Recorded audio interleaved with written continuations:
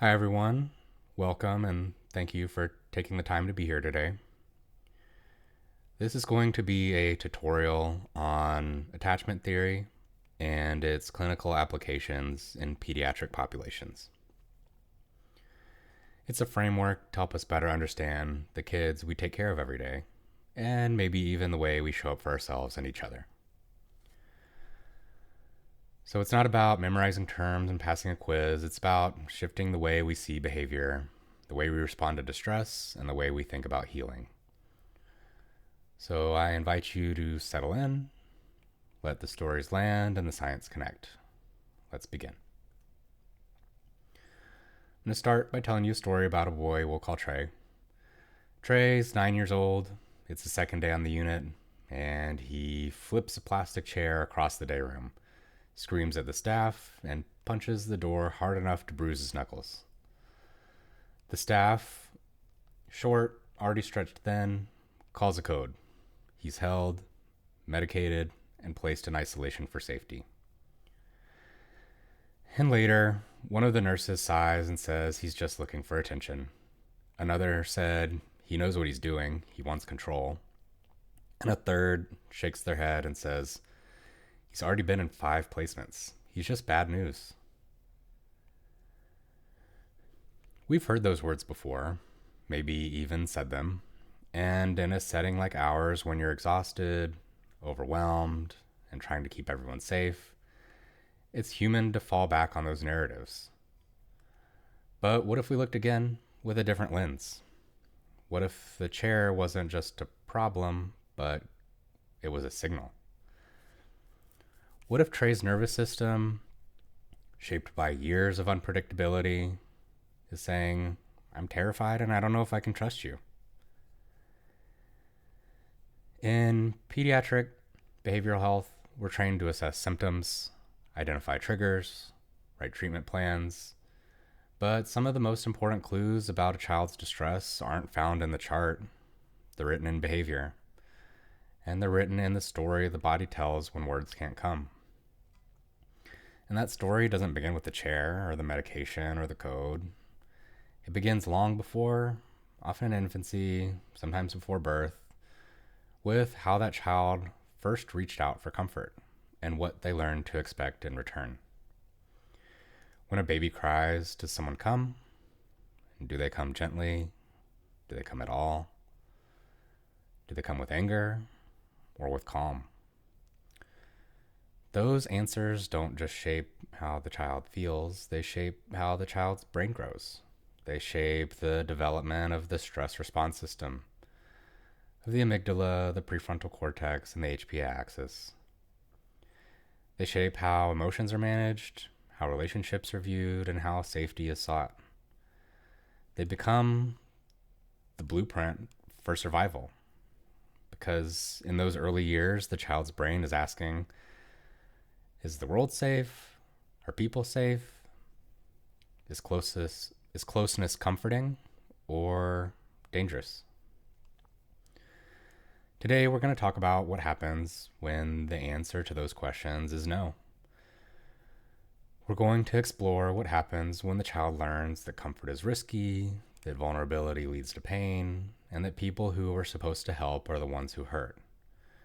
We're going to talk about attachment, not in a soft, sentimental way with pastel colors and the way parenting blogs like to present it, but through the lens of developmental psychology, neurobiology, and trauma-informed care. And we'll focus on what this means for us right here in clinical practice. Because once you understand how attachment works, how it shapes the brain, behavior, and relationships, you start to see things differently. You'll start to see that child who throws a chair might be asking a question about, will you still be here when I lose control? Will you hurt me if I let you close? And is it safe to be seen? And when we start hearing the questions under the behavior, we can start offering something different. So my name is Colin. I'm a psychiatric nurse. I've spent years working with children and adolescents who are navigating some of the hardest chapters of their lives, both as a nurse and in my previous career as a PhD student studying developmental psychology, where I focused on exploring cultural differences in parent-child conversations and how they shape social cognitive development. So like you, I've held kids through meltdowns, I've sat in silence with teens who wouldn't or couldn't speak, and I've been there when the only way a child knew to ask for help was by throwing something, cursing someone out, or trying to run away. And I've come to believe that what we often call behavior problems are often survival strategies shaped by what a child has learned about safety, trust, and connection. So today, let's dig into that. Let's see what's really happening beneath the surface. Not just in an abstract, academic sort of way, but we'll look at some tools to help us see, interpret, and respond differently to the kids in our care.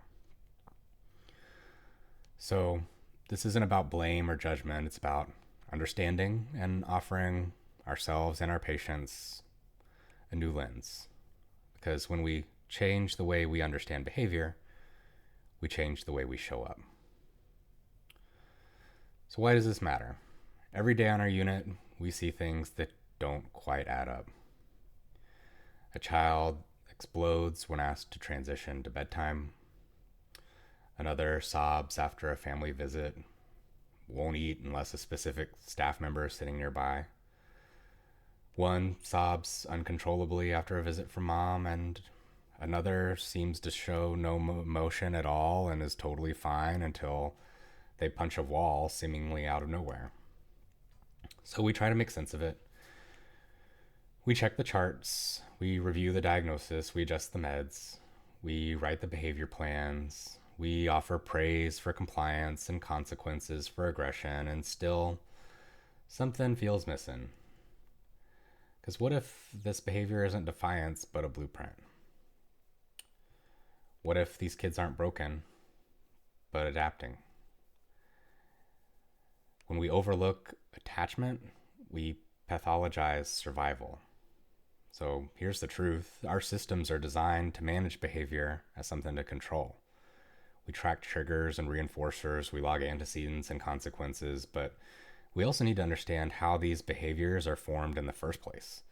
Not just as reactions to something in the milieu, but as survival strategies developed from earlier environments. Like, how did this child learn to stay safe when no one else was keeping them safe? What do their current behaviors tell us about what they still expect from adults? When we zoom out, things start to shift. We might see manipulation when there's actually fear, defiance where there's actually grief, attention seeking where there's really a plea for connection. And when we overlook that context, when we miss the attachment lens, the cost is high. We over-medicate to numb dysregulation instead of addressing its source. We punish fear-based behaviors, reinforcing the child's mistrust. We create environments that feel controlling instead of safe. And without meaning to, we recreate the very dynamics that harmed the child in the first place. We risk confirming their deepest fears, that they're not seen, that they're not understood, and that they're broken. But they're not broken. They're adapting. They're using strategies to survive caregiving that was frightening, inconsistent, or absent.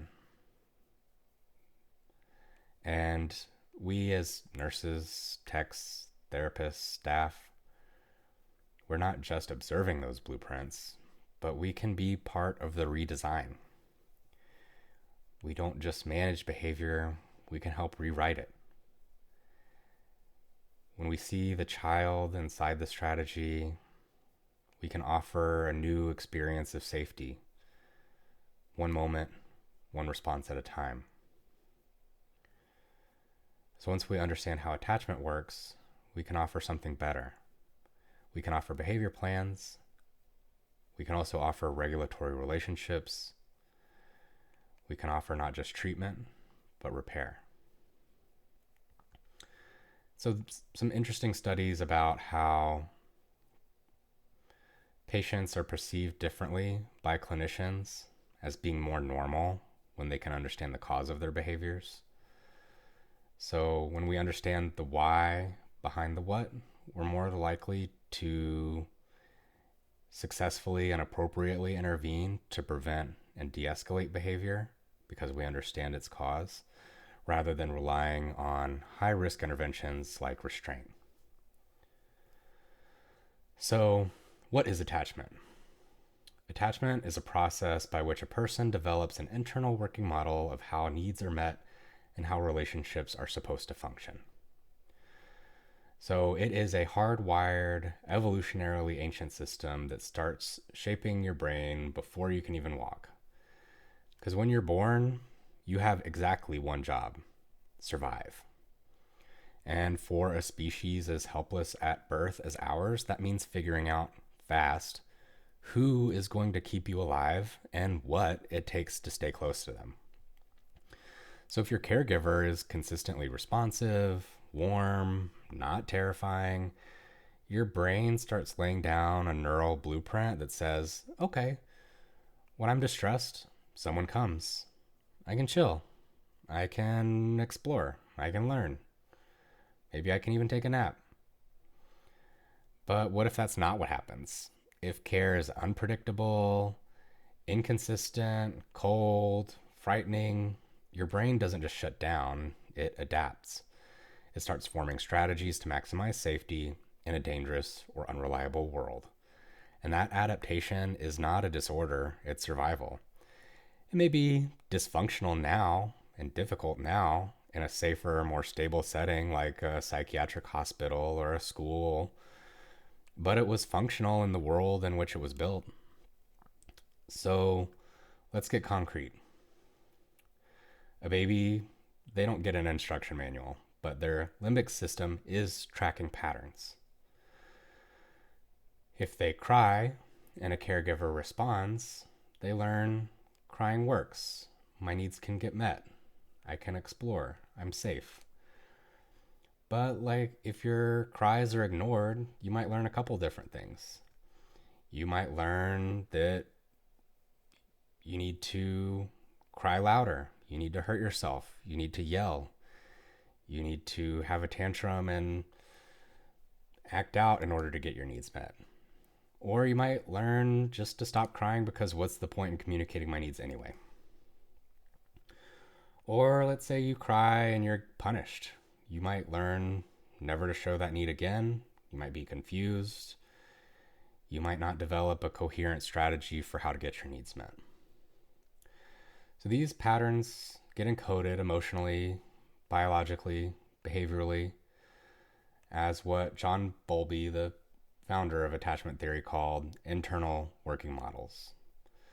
Essentially, they answer key questions about what happens when I'm vulnerable, and when I reach out, who comes, and when I'm in distress, how do I stay safe? So these survival blueprints are laid down through the amygdala, the hippocampus, and early pathways in the prefrontal cortex, and they shape everything from how a child regulates emotion, to how they form relationships, to how they respond when you say no, when you leave the room, or when you show kindness. So understanding these relationships and attachment blueprints help us make a sense of the child who panics at separation, who shrugs off help like they don't need anyone, or the one who lashes out as if care might be dangerous. So let's look at how these early relational blueprints become attachment strategies. These aren't fixed traits, but learned adaptations based on what the child's brain and nervous system came to expect. These patterns form in the first years of life, and they're stored not as beliefs, but as neurobiological programs, patterns of stress regulation, emotion processing, and relationship response. So Mary Ainsworth, she identified 4 primary patterns that you'll see: secure, avoidant / dismissive, ambivalent / resistant, and disorganized. So secure attachment, this is what develops if you have a caregiver who consistently responds with warmth and predictability. The child learns that when they're in distress, someone comes, they can calm down and be safe. They seek comfort when they're upset. You can imagine them as like a tree with deep roots for security and open branches. The amygdala, the prefrontal cortex, they're able to communicate well. The child experiences co-regulation first and eventually builds the ability to self-regulate. So these are the kids on the unit who will come to you when they're upset, who recover quickly when they're given support, and will explore confidently when they feel safe. They're the ones who you might say, oh, she trusts us, she can calm down, she's open to help. Next, we have avoidant dismissive attachment. This is the child who learns that expressing need is ignored, dismissed, or punished, and they adapt by shutting down. Their brain says need is dangerous, vulnerability gets me hurt, hide it. So this is the emotion suppression as survival strategy. So they might show reduced visible arousal, but have high internal stress, high cortisol levels. Their HPA axis might be overactive, but you don't always see it. What you might see is that they appear calm or aloof during distress. They rarely seek comfort. They're often over-reliant on themselves and shuts down or dissociates under pressure. And to staff, it might look like, oh, he's so mature or she's low maintenance. But what's really going on is that they've learned not to expect anyone to come, and they survive by staying small and invisible. You can kind of think of this as like a brick wall. The third one is ambivalent or resistant attachment. This is what develops if caregiving is kind of inconsistent, sometimes responsive, sometimes rejecting. The child learns to cling tight and escalate to stay connected. So you can think of their nervous system as being in chronic hypervigilance. The amygdala is highly reactive. The prefrontal cortex struggles to downregulate emotions, and they may show elevated heart rates and cortisol, even at baseline. Their brain basically says, if I cry harder, if I stay close, they won't leave me. So you might see clingy, demanding, emotionally intense behavior that escalates quickly, and they're hard to soothe even after comfort is offered. And as staff, it can feel like maybe they're being manipulative or they're trying to test you. But it might be better to think about it as the child's learned that connection is unpredictable. So they turn up the volume like a radio to stay close because they're terrified of being left. And finally, we have disorganized attachment. This is more complicated and usually results from more severe forms of parenting. It develops when the caregiver is both a source of safety and a source of fear. The child's brain is developed in a sort of biological paradox, like I need you, but you scare me. Neurobiologically, there's sort of a breakdown of integration across brain systems compared to the other kids, particularly secure attachment. Amygdala, brainstem, dorsal vagal complex are dominant. And these kids might really oscillate between, fight, flight, freeze, or dissociate without a lot of predictability. So you might see approach one moment and avoidance in the next moment. You might see freezing, dissociative, or aggressive outbursts, and sudden mood shifts that are sort of contradictory to their behaviors. So you might find yourself saying things like, oh, they're out of control, or they escalate for no reason. But you might consider reframing this is what it looks like when your nervous system doesn't know how to feel safe, even with help. I think it's important to stress that these are not fixed personality traits. They're stress regulation strategies learned early in life based on who came and how they came and whether safety was available. And it's really not our job to pathologize the strategy. It's to understand what shaped it and to offer a new strategy. So instead of asking what's wrong with them, we ask what happened and what do you still need? So let's move from theory to tissue. I've already sort of mentioned some neural brain regions that are associated with different attachment patterns. But, attachment is not just some abstract thing that lives in the psyche, it's in the body. And it's not just about feelings, it's about wiring. So I want you to remember that the brain builds itself in relationship. From birth, the brain is not pre-programmed, it's shaped, sculpted by experience, and the most powerful sculptor, the first sculptor, is relationship. And early caregiving is not just influencing mood and personality, it's building neural circuits. It's telling the brain what kind of world it's in and what kind of mind it needs to survive in it. And what the brain builds depends on the answer to one question, and that's, am I safe? If the answer is consistently yes, the brain strengthens networks for learning, empathy, curiosity, self-regulation. And if the answer is no, or worse yet, yes, but then suddenly terrifying, the brain builds for survival, not connection. And survival mode alters the brain structurally, chemically, functionally. So just a review of some of the key brain regions here. We've got the amygdala. This is the alarm, the threat detector. It develops early, even in utero. It's scanned for danger, triggers, fight, flight, freeze. And in secure attachment, it learns to downregulate after stress. The prefrontal cortex is able to come in and help downregulate the activation of the amygdala. With inconsistent or frightening caregiving, you kind of get a permanent hypervigilance. The amygdala becomes larger, more reactive, particularly in children exposed to early trauma.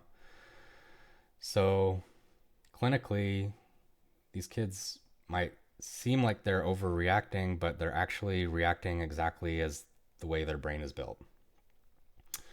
So think about a child who flips over the table when asked to sit still. They might not be defiant. Their brain might have just tagged that demand as unsafe. Next, we have the prefrontal cortex. It is slower to mature, typically it's not considered fully developed until even early adulthood. But it's responsible for impulse control, empathy, planning, inhibition. Early neglect or trauma typically leads to an underdeveloped prefrontal cortex, especially in the medial and ventromedial regions. And chronic stress disrupts the connectivity between the prefrontal cortex and limbic areas like the amygdala. So it's not as able to inhibit amygdala activation. So clinically, this might feel like the child who knows better, but just can't stop themselves. It's likely there's some sort of disconnect or underconnection or undertrained prefrontal cortex. Next, we have the anterior cingulate cortex. This is kind of like the conflict monitor. It integrates cognitive and emotional information. It's like an error detector, an attention shifter, social conflict resolver. With disorganized attachment and chaos, the anterior cingulate kind of has disruptive development, and so that can lead to emotional lability and difficulty adapting to change.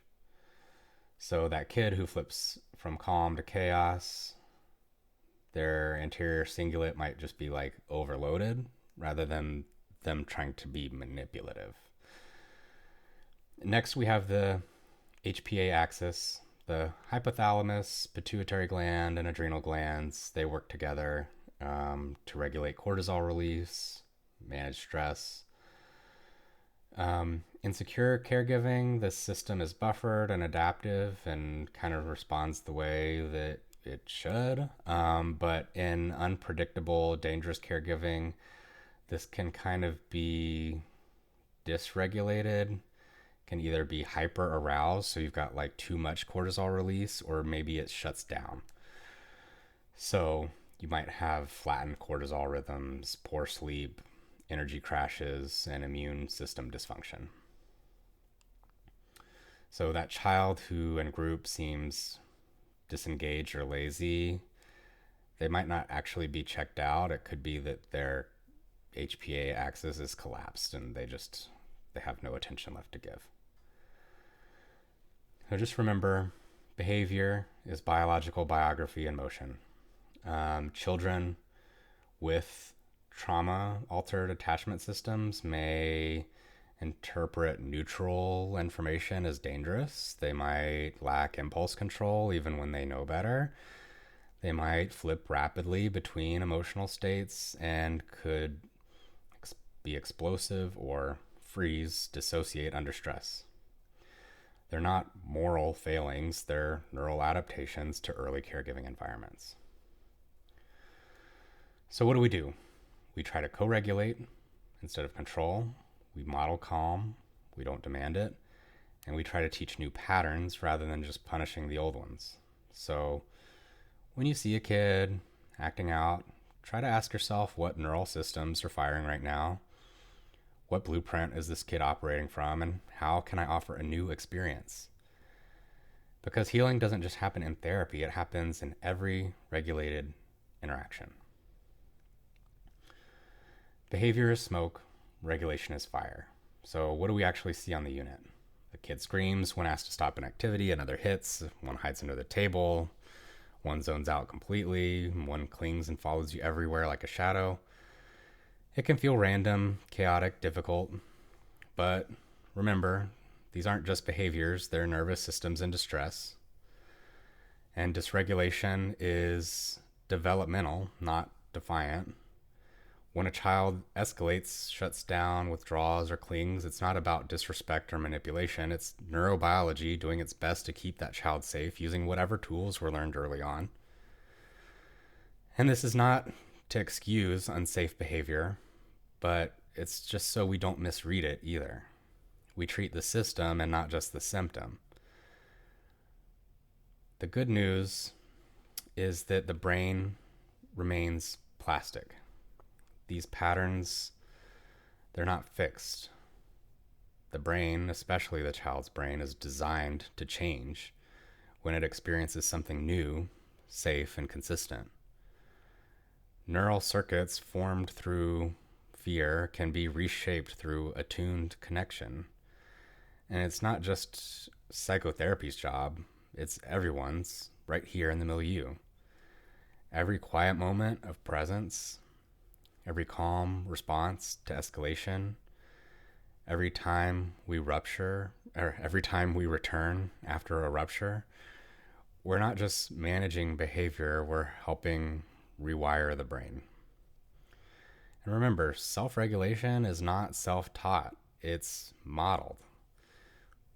We often expect kids to use their coping skills, but you can't use a skill you've never seen and never practiced, and you're learning just for the first time when you're already in a crisis. So remember, self-regulation starts as co-regulation. When a baby cries and someone comes consistently, not with chaos, but with calm, the nervous system learns. So that's what builds the circuitry for self-regulation later. But when no one comes, or worse, when the person who comes is frightening, the body learns different rules. It's not dysfunction, it's adaptation. You don't treat fire by blowing away the smoke. So these behaviors, they're visible, it's measurable, and it's reversible. So when you see dysregulation, again, ask what system is firing, what story is being replayed, and what does this child need to believe something new is possible. That's the work, not to command control, but to offer co-regulation. and not to demand compliance, but to invite connection. So let's take a step back for a moment and look at how early caregiving shapes a child's attachment strategy. Developmental psychologists like Diana Baumrind and later Maccabee and Martin described 4 main parenting styles based on 2 key dimensions: warmth and structure. Warmth means emotional responsiveness, empathy, validation. Structure means consistent limits, expectations, and guidance.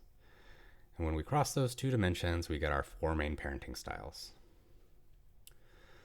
So let's start with authoritative parenting. This is a balance of both warmth and structure. It's considered the gold standard.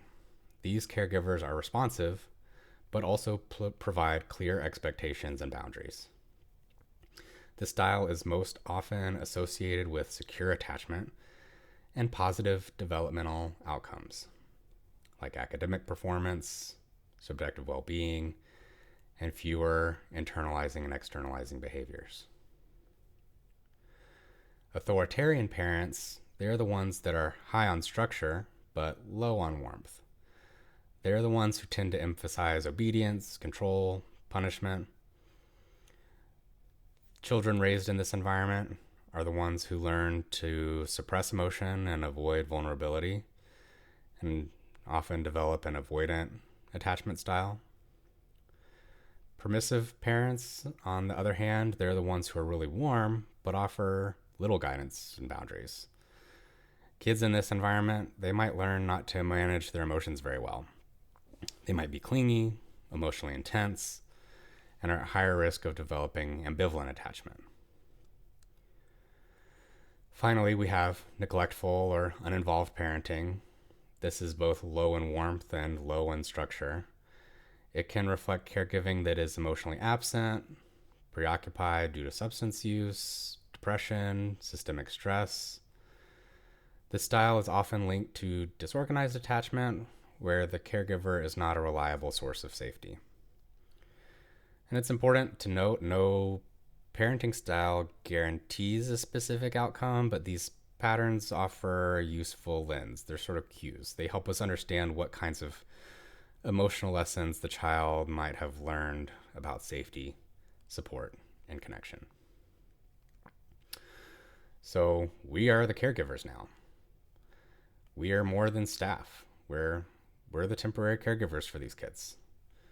For many of our patients, we may be the most consistent adults they've seen in weeks or months. And that means our approach can either mirror the patterns they already know or offer a new experience of safety.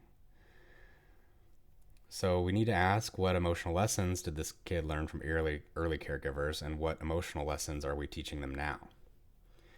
If a child grew up in a chaotic home with no boundaries, a permissive caregiving style, they might need gentle but firm structure from us to feel safe. If they were punished for emotion, an authoritarian caregiving style, they may test whether we'll respond with shame or curiosity. And if they come from neglect or trauma, they might just expect no one is going to come, and that the person who does come is going to hurt them. That disorganized attachment, and we need to try to disconfirm their expectations moment by moment. So you don't have to be their parent. We're not their parents, and you don't have to be a therapist to do this work. You just need to show up with warmth and structure, the hallmarks of authoritative care. So the next time a child is testing you, clinging to you, ignoring you, or exploding, ask yourself, what are they expecting, and what kind of caregiving can I offer in this moment? Every consistent, calm, attuned adult helps reshape the child's blueprint for what relationships can be. So I sometimes get questions like, how do we practice attachment-informed care without fostering overdependence? We aren't their parent. We can't be in their life forever. And what if the kid gets too attached? It's an important point, but here's the thing. Attachment is not optional. It happens. It's like gravity. These kids are wired to form attachments to caregivers, especially when they're in distress. So what we can choose is what kind of caregiving we model. When we model secure, authoritative care with warmth and structure, we offer something reparative, healing. At the same time, as staff, we have to hold our own boundaries. We're not trying to become the child's primary attachment figure. We're not trying to become their best friend. We're just trying to offer consistent, attuned care as professionals who help reshape the child's internal working models in small but healthy ways. So let's bring everything we've covered, attachment styles, brain systems, survival strategies, into some clinical cases. These are not just ideas, but things that you really do see every day. So we'll talk about 3 kids. They're composites, but they're pretty real. So first, we have Sarah. Sarah, she's 13. We'll call her the overly compliant child. She's the kind of kid who's easy to miss because she's tidy, polite, never challenges staff, always follows directions. Her room is spotless. Her folder is color-coded, and she apologizes often. She doesn't ask for anything, but she can startle when someone closes a door too loudly. So if we think about her through the lens of attachment, maybe we think about an avoidant attachment style.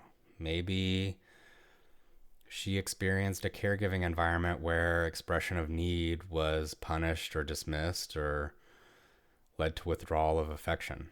So her internal model might say, keep your needs hidden. Don't be a burden. Stay good and no one will get upset.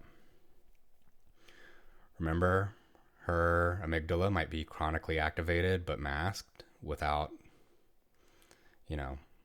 outward expressions. She's still tracking social threats with hypervigilance.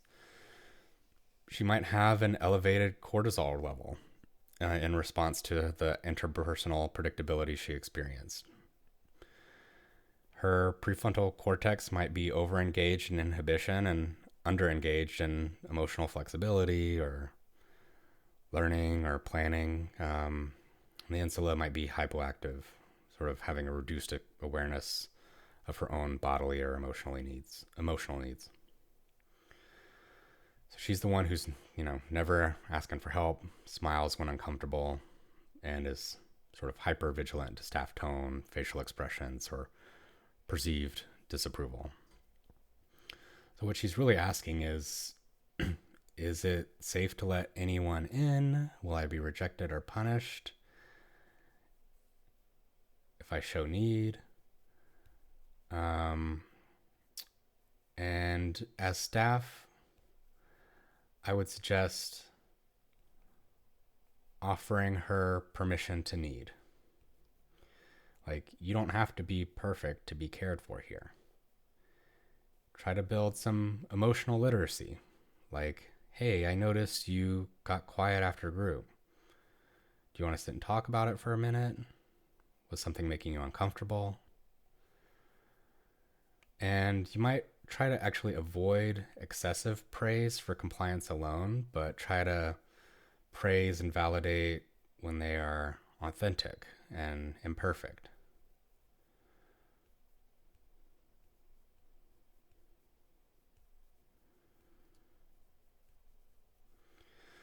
So next we have Zoe. We'll call her the clingy child. Zoe's emotionally intense. After a phone call with her mom, she clings to staff, demands attention, cries easily, panics, even if someone else is, especially if someone else is being comforted. Maybe one moment she says she loves you, and then the next moment she screams that she hates you when you help another kid. So through the lens of attachment, we might think about her as being ambivalent or resistant. So she might have experienced caregiving that was intermittently responsive, sometimes nurturing, sometimes unavailable, sometimes chaotic. And so her brain learned, to stay connected, I have to escalate. And if I'm not the loudest, I'll be forgotten.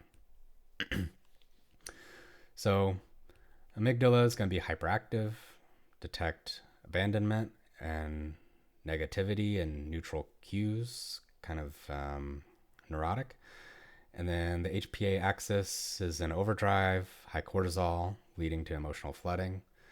The anterior cingulate is often overwhelmed, has difficulty integrating those mixed signals and shifting states. And the prefrontal cortex might be impaired under emotional stress and struggle to inhibit impulsive reactions. So, you might be seeing a kid who's got these sudden emotional outbursts tied to perceived rejection, repeatedly seeking reassurance and then pushing it away, and using extremes to maintain proximity, like praise, panic, rage. And, what she's really asking is, will you still want me when I'm not performing? And can I trust you to come back? So, as staff, I would recommend using predictable relational anchors like, hey, I'll check in on you after snack and again at quiet time. Try to name and normalize, like, hey, it's okay to feel mad and scared at the same time. I'm still going to be here. And try to avoid rewarding only the calm moments. Just try to repair through consistency and not control as much as you can. And then we will talk about Jaden. Let's say Jaden, he's the kind of shutdown child at bedtime. So he's playful, artistic, and warm in the afternoon, but he seems to transform when bedtime comes. He curses, refuses to go to his room, hides under the blanket, and won't speak. Like earlier that day, he gives you a drawing of the two of you as superheroes, and now he won't even look at you. So through the lens of attachment, we might think about him as disorganized. So if he's got disorganized attachment, maybe his early caregivers were likely a source of comfort and threat. So he's learned that closeness is dangerous and I want connection, but if you get too close, I'm going to freeze or lash out. So neurobiologically, amygdala primed for threat detection, fires in response to intimacy cues like bedtime routines, shuts down. His prefrontal cortex is going to shut down during stress, behavior becoming reactive, and the hippocampus, like he past traumas might be being triggered without even his own conscious awareness. So behavioral clues like are sudden shifts from warmth to hostility, sort of flipping the script when routine becomes intimate and may appear defiant, but is actually internally overwhelmed. So he's might be asking himself questions like, are you going to hurt me now that I've let you close? And is bedtime when everything changes again? So as staff, you just really want to try to stay calm, connected, embodied. I can tell something shifted. I'm still here with you. And avoid over-verbalizing in the moment. Try to lead with presence rather than explanations. They might not hear everything that it is you're trying to say, but they will pick up on the tone and the body language. Rhythmic, sensory-safe routines are great. Patterns, predictability, those are all signals for safety. So just remember, try to read the nervous system like a map. Behavior isn't just defiance, it's memory, it's attachment, it's neurobiology, and it's written in relationships. So behavior is biography and motion.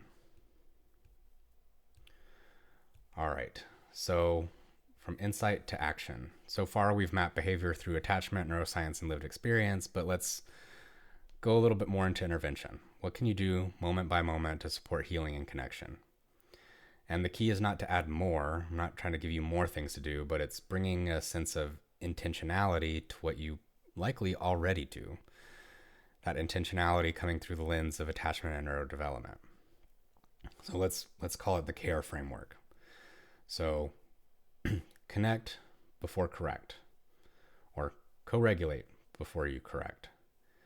Essentially, remember, you can't punish the fear out of a child, and a dysregulated child doesn't need a consequence first.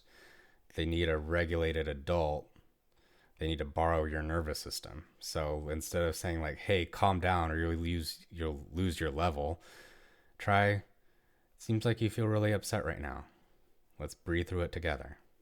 Once that connection happens, once that regulation happens, then you can talk about consequences and things to do next time. And you don't teach a person to swim while they're drowning. You throw them a life jacket first, right? So just remember, your calm voice can downshift the amygdala. Slow breathing helps activate the parasympathetic nervous system. And repeated co-regulation builds that connection between the prefrontal cortex and the amygdala so that there are pathways for impulse control. Audible, rhythmic breathing is great. Grounding objects like weighted blankets, stuffed animals, textured items, even touching some cold water, cold hand towel over the forehead. Repeating safety phrases like, you're not alone, you're safe. Those are all great ways to help the kid co-regulate. And we'll also talk a little bit more about co-regulation later. So just maybe take a moment and think, like, in your last interaction with an escalated child, what did you do first? Did you connect? Did you co-regulate? Or did you correct? So now we have the A, and that is attunement before assumption. Another way to put it would be, anticipate needs.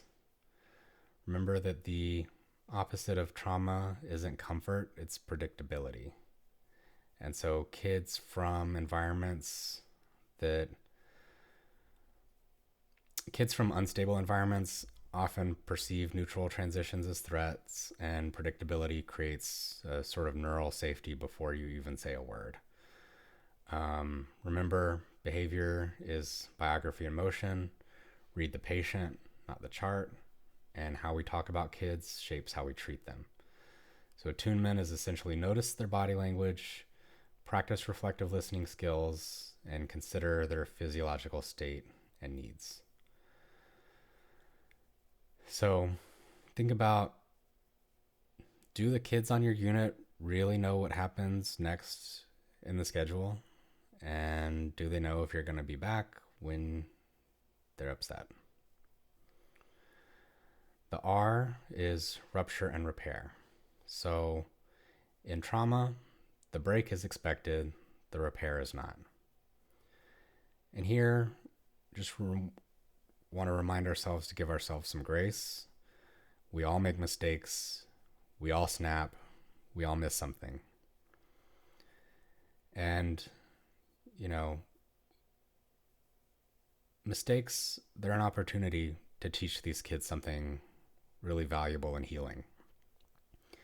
Because many of our kids have never seen a healthy repair. They've only seen punishment and abandonment. So you might say something like, hey, I was short with you earlier. That wasn't okay, and I'm sorry. You still matter to me. We're okay. Or maybe you see a kid crying in a corner and you keep on walking because you've got 2 ESIs, you've got 3 phone calls and an admission waiting for you, and you just don't have time right now. Later, even the next day, you can come back and say, hey, I saw you were upset last night. I'm sorry I didn't come to check on you. Is there something you want to talk about right now? What's on your mind? That repair helps lower limbic reactivity and future conflict. It builds this, synaptic expectation of connection after repair. And it's teaching the kids that adults can be accountable and that not every conflict results in the destruction of a relationship. So think about, when was the last time you repaired with a patient and what changed afterwards?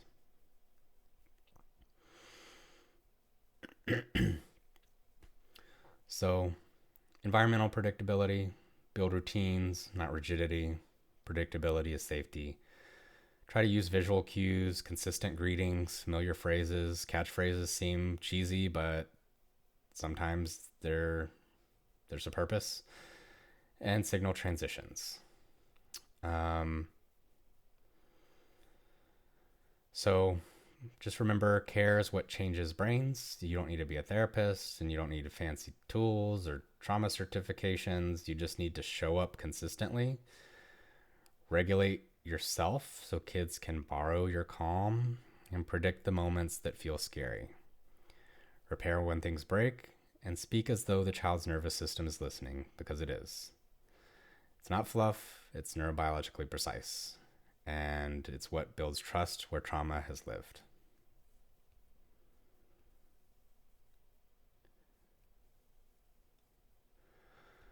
So let's take a moment and talk about cultural responsiveness.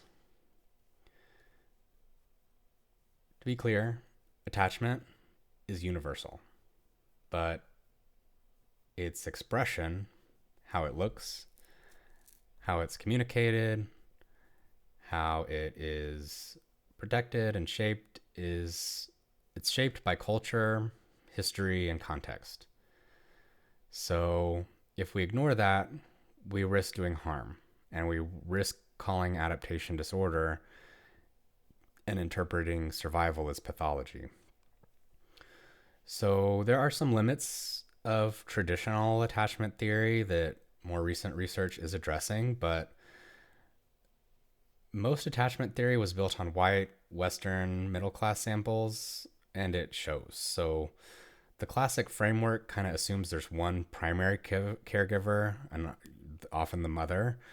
It assumes that emotional expressiveness is a sign of health, and it assumes that secure attachment results in exploration from a safe base. But what about children raised in communal caregiving cultures where safety is shared and not some centralized responsibility of a single caregiver? What about in families and cultures where emotional restraint is considered healthy and productive and not avoidant? And what about people who grew up in homes shaped by racism, poverty, migration trauma, systemic oppression? In these contexts, vigilance might be safety, stoicism might be survival, and compliance might be a shield. A child who avoids eye contact might not be avoidant. They might have learned that eye contact with unfamiliar adults or authority figures is dangerous. A teen who acts grown up might not be manipulative. They might have sort of learned to be parents and take on adult responsibilities out of necessity. A refugee child who never cries might have learned that crying puts everyone at risk.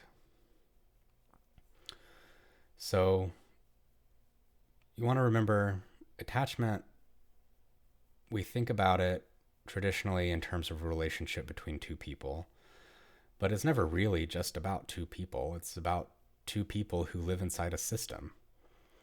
The child is living within a family system, and that family system is interacting with a school system, and that school system is within a local, city, municipal system, which is in a national system and a larger culture.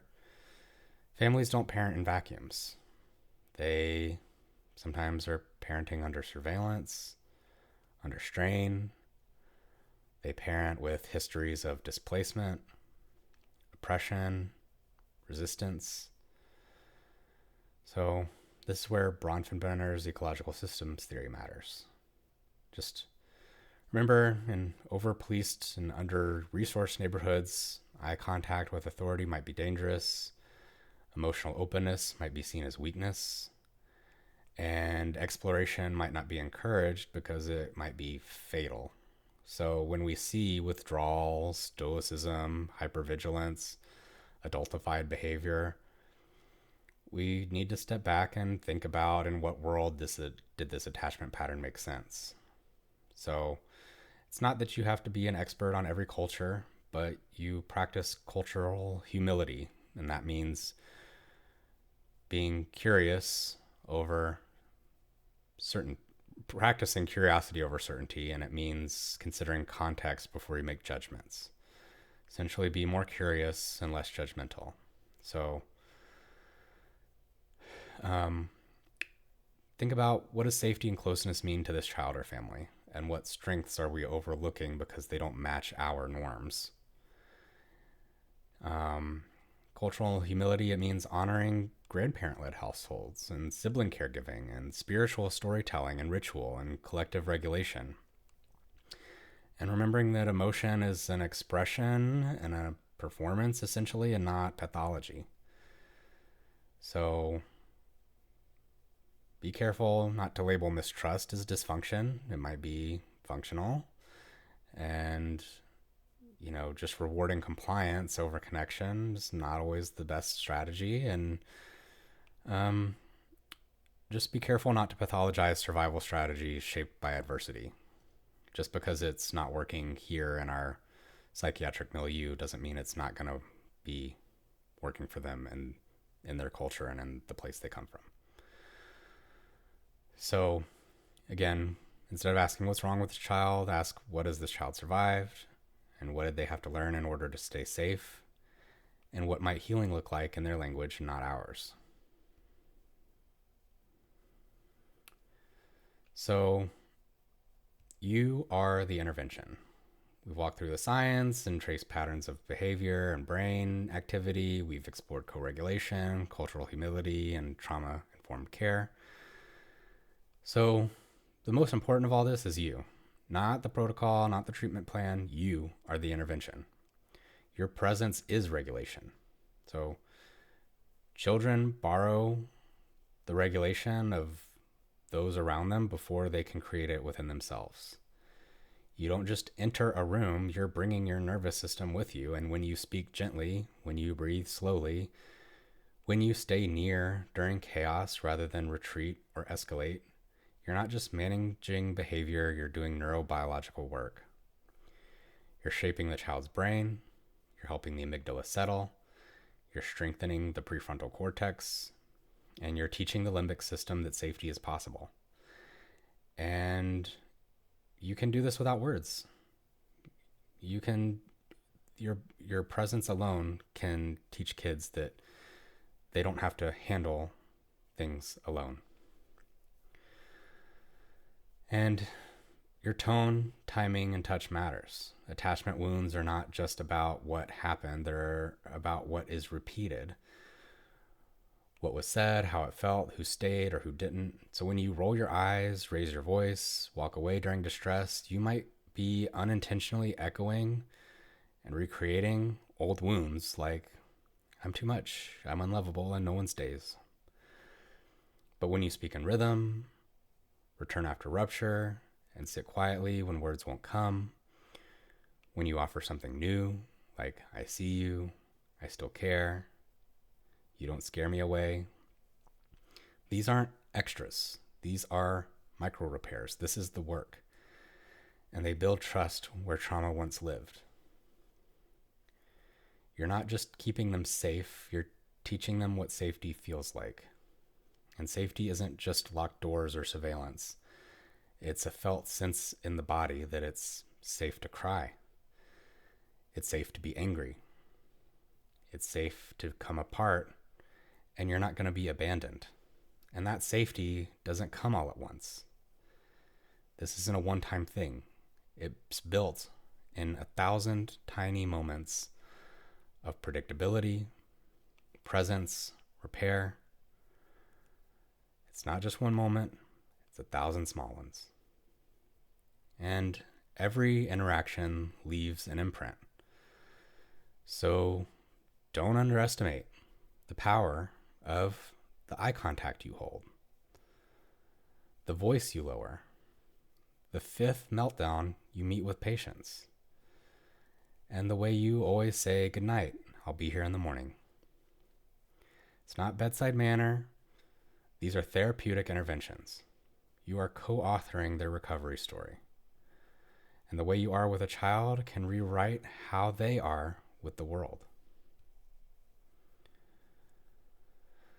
So let's go a little bit deeper into what is co-regulation. I've used the word a lot and explained it a little bit, but essentially before a child can regulate themselves, they have to borrow regulation from someone else. That's co-regulation, and it's not just emotional support, it's biology. So when we talk about regulation in children, we often forget that self-regulation is never self-taught. It's learned through repeated experience of being calmed and grounded in the presence of someone else.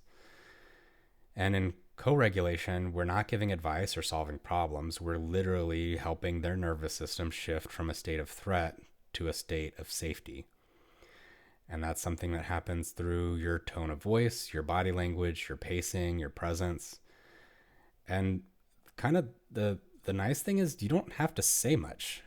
The words you say are less important than what your body is communicating. Calm is contagious when it's real. And that's why we say you are the intervention. Your nervous system is the tool. The child borrows your calm until they can create their own. It's especially important in pediatric mental health because, most of our kids never got that.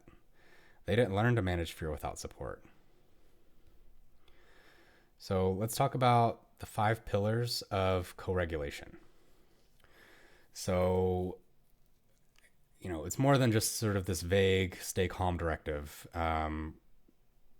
Co-regulation is a set of specific observable skills that can be taught, practiced, and refined. And they're what allow us to become the safe regulating presence that children can borrow when they can't regulate themselves. The first is presence, so that just literally means being physically and emotionally available, not distracted, not rushing, not managing from across the room, just being there. Many of our kids grew up with caregivers who were absent, unpredictable, or frightening, so just presence itself is a powerful intervention. The next is attunement. This is about noticing the child's cues and adjusting your own state to meet theirs. If they're ramping up, you don't ignore it or escalate with them. You shift to calm, slower rhythms. Attunement is how the child feels seen without needing to explain everything with words. Containment is third, and that doesn't mean control. It means boundaries that feel protective, not punitive. It sounds like, hey, you're allowed to be mad, but I'm not going to let you hurt yourself or anyone else. Many of our kids are terrified of their own emotions, and they need to feel like we can handle them. And the fourth is rhythm. Regulation lives in rhythm. Breathing, walking, rocking, humming, these are things that ground the nervous system. And when you speak in a slow, predictable tone, when your steps are steady, and when your breath is audible and calm, the child's body can begin to mirror yours. And finally, repair. Like was mentioned in the care framework, we all mess up, we all lose our cool, and we all get short. And what matters is what happens after. Saying, I'm sorry, I care about you, let's try again. It teaches the child that connection doesn't end with conflict, and it can actually get stronger. So these pillars give us structure.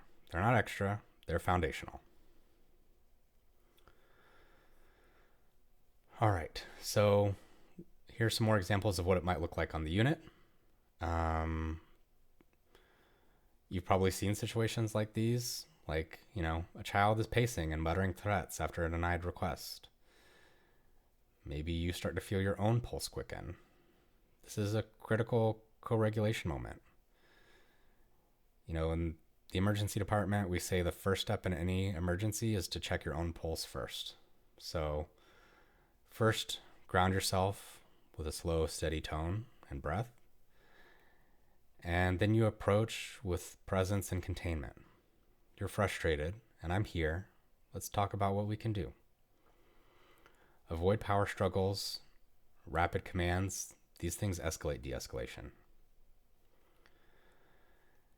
Maybe you see a child sob after a phone call and follow you everywhere. This is another example of an attachment system in distress, testing whether connection will disappear. Attunement and rhythm can help here, like sit down, breathe audibly, use soft repetitive phrases like "you're safe now," "I'm not going anywhere," "you deserve to be happy, healthy, and free from harm." Containment might also mean setting a limit kindly, like, "Okay, I'm going to check on you in 15 minutes. You don't have to talk, but I'll be back." A child has shut down, head down, not responding, unengaged. Remember, this is like a dorsal vagal response, freeze and not defiance. Your job is offer presence without pressure. Just sit nearby. Maybe offer some sort of tactile object, a fidget, cold towel with water. Use low arousal language like "I'm here if you want me." These are just moments, but how we show up in them rewrites the internal working models. We're teaching safety, and we don't have to be perfect. We just have to be consistent, predictable, and do it with intention. So even when we understand the science and structure of co-regulation, it's easy to fall into habits that undermine it. So just a few missteps that we can all fall into and that I've seen, not as judgment, but just as reminders to reflect and recenter. So common myth or misstep is that, oh, I have to stay perfectly calm. The truth is you don't have to be emotionless. You just have to be grounded. Like, kids don't need perfection. They need to know that we can feel things and still stay with them. Authenticity matters more than serenity. And second myth or misstep is that, oh, they're just doing it for attention. And the truth is, yeah, they are, because attention is a way to regulate themselves. It's connection. Everyone needs attention.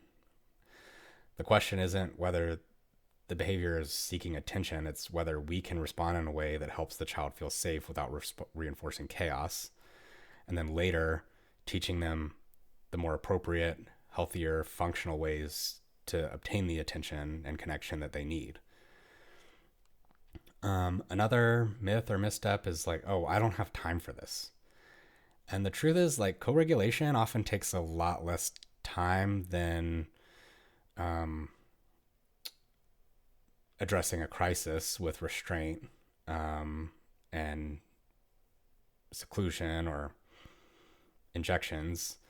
A minute of calm presence early can prevent an hour of disruption. So think of this as an upstream investment.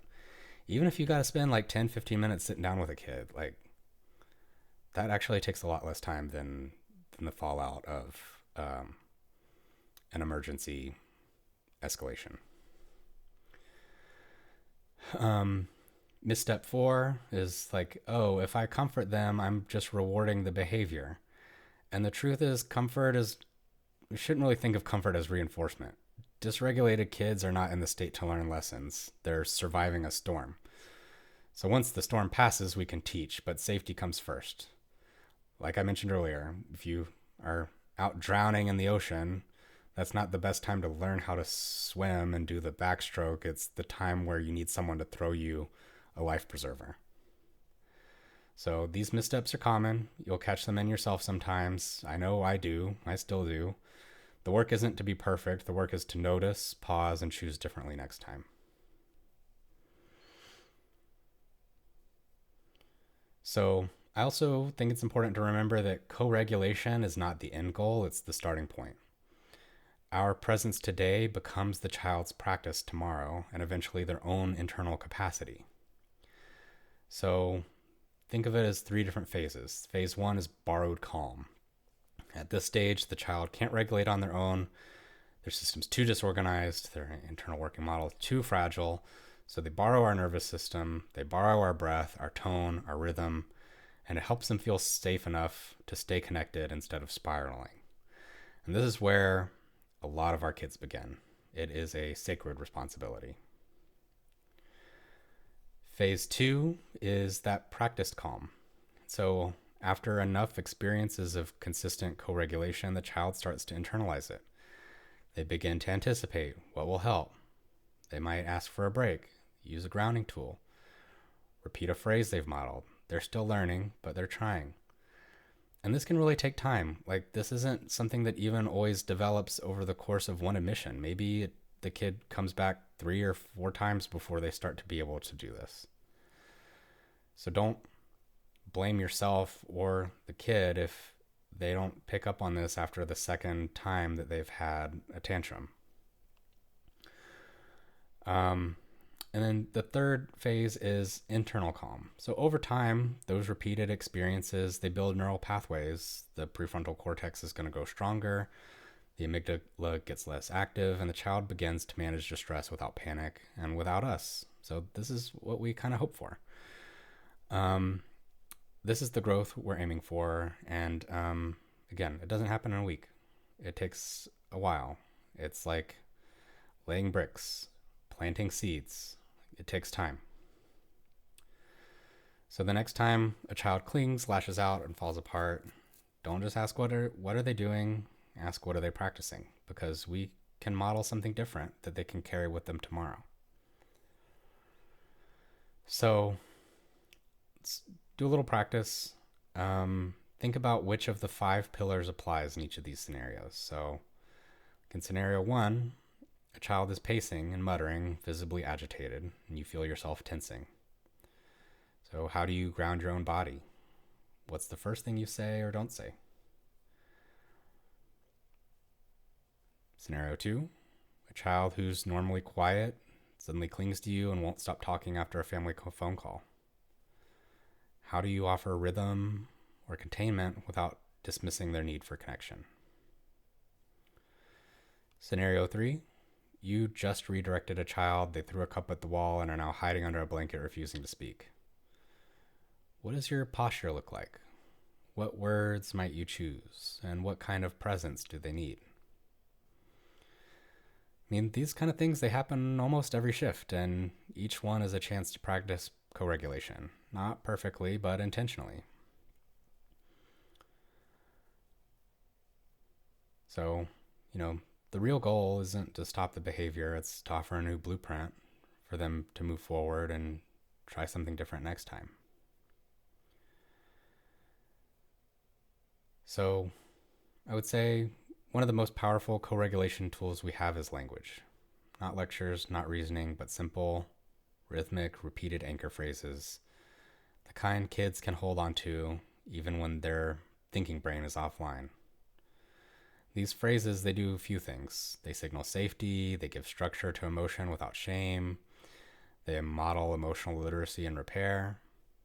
So you don't have to memorize all these, but try to develop a few that feel true to you and practice using them with warmth and consistency. So, like for presence, you might say, I'm here. You don't have to go through this alone. I'm not going anywhere. For rhythm, you might say, let's breathe together. In and out, just like that. You're safe now. You're not in trouble. For containment, you might say, you're allowed to be mad, but I'm not going to let you hurt yourself or anyone else. Or I can handle your big feelings. You don't have to hide them. It's okay to feel what you feel, but let's find a safe way to show it. And for repair, I messed up earlier. I'm sorry. I still care. Or we had a hard moment, but we're still okay. Or let's try again together. When repeated enough, these phrases, they become a part of the child's internal voice. They'll start saying them to themselves. And that's when we know regulation is starting to take root. So, the next time you're not sure what to say less. But say it gently, and say it again. Say it like it matters, because it does. All right, so let's go back to where we started. Trey, 9 years old, second day on the unit, plastic chair thrown, code called, staff overwhelmed. The behavior was loud. But what came before? Maybe he had a mother who was sometimes kind, sometimes terrifying. He had a father in and out of jail. He's been in 5 foster placements, 1 group home, a night in the shelter, a caseworker he hasn't seen in weeks. So Trey didn't arrive with just a diagnosis. He arrived with a blueprint that the world is dangerous, adults leave, and anger protects. So when someone raised their voice, or the schedule changed, or someone stood too close, the amygdala fired, the HPA axis surged, his prefrontal cortex went offline, and the chair flew. So, imagine something different. You're there, you see the pattern, and not just the moment. You pause, you soften your voice, you ground your body, say, I'm here. You don't escalate, you don't walk away, you stay. Later, when he's calm, you bring him water and not warnings. You offer a choice, not a threat. You show up again tomorrow with the same steady presence. And in those moments, those small, ordinary, repeated moments, you begin to rewrite the story. Oh, maybe not all adults leave. Oh, maybe I don't have to fight to be safe. Maybe I'm not broken. This is what attachment-informed care looks like. It's not a checklist, not a chart note. It's the practice of staying regulated when the child is not, offering consistency where chaos once lived, and choosing presence over power, modeling what repair looks like even when it's hard. Attachment, it's not just something that happens in infancy. It can be repaired moment by moment, relationship by relationship, nervous system to nervous system. And when we show up like that, not perfectly, but predictably, we're not just managing behavior, we're repatterning brains, we're rebuilding trust, and we're becoming part of a new possibility. Not just for Trey, but for every child still waiting to feel safe.